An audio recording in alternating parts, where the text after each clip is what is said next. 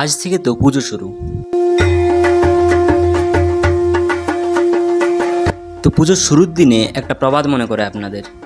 পুরনো কলকাতার প্রবাদ বাবা, মা এসে গয়না পরেন জোড়া সাঁকর শিবকৃষ্ণ তাঁর বাড়িতে, ভোজন করেন কুমোরটুলির অভয়চরণ মিত্রের বাড়িতে, আর রাত জেগে নাচ দেখেন শোভাবাজারের রাজবাড়িতে।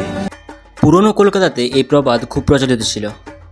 তো এই প্রবাদে যে ভদ্রলোকদের নাম আছে তারাই বা কে, বা এই প্রবাদটা বলতে কি চাইছি। প্রথম লাইনের উল্লেখ্য ব্যক্তি হলেন রাজকৃষ্ণদা। তখনকার দিনে কলকাতার বনেদি বাড়িগুলোতে খুব জাঁকজমকভাবে পুজো হতো। তো এই রাজকৃষ্ণদা ছিলেন তাদের মধ্যে একজন। তার বাড়িতে পুজো ফেমাস ছিল মূলত গয়না ও অলংকার প্রদর্শনের জন্য। তাই এই প্রবাদ প্রচলিত হয় যে মা এসে গয়না পরেন জোড়া সাঁকর শিবকৃষ্ণ তাঁর বাড়িতে। দ্বিতীয় উল্লেখ্য ব্যক্তি হলেন কলকাতার অভয়চরণ মিত্র। ইনি ছিলেন আরেকজন প্রভাবশালী ব্যক্তি। এনার বাড়ি ছিল কুমোরটুলিতে, যেখানে বর্তমানে দুর্গা প্রতিমা তৈরি করা হয়। তো এর বাড়িতে দুর্গাপুজো ফেমাস ছিল বিভিন্ন রকম ভোজন আয়োজনের জন্য। তাই এই প্রবাদ প্রচলিত হয় যে ভোজন করেন কুমোরটুলির অভয়চরণ মিত্রের বাড়িতে।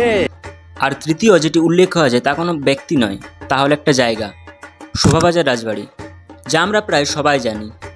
তো এই বাড়ির রাজা নবকৃষ্ণ দে পলাশী যুদ্ধের পর ব্রিটিশ সহযোগী হয়ে উঠেছিলেন। ইনি যুদ্ধ শেষে রবার্ট ক্লাইভকে আমন্ত্রণ জানান পুজোতে এবং খুব ধুমধামপূর্ণভাবে নাচ গান ও নাটকের মাধ্যমে পুজো শুরু করেন।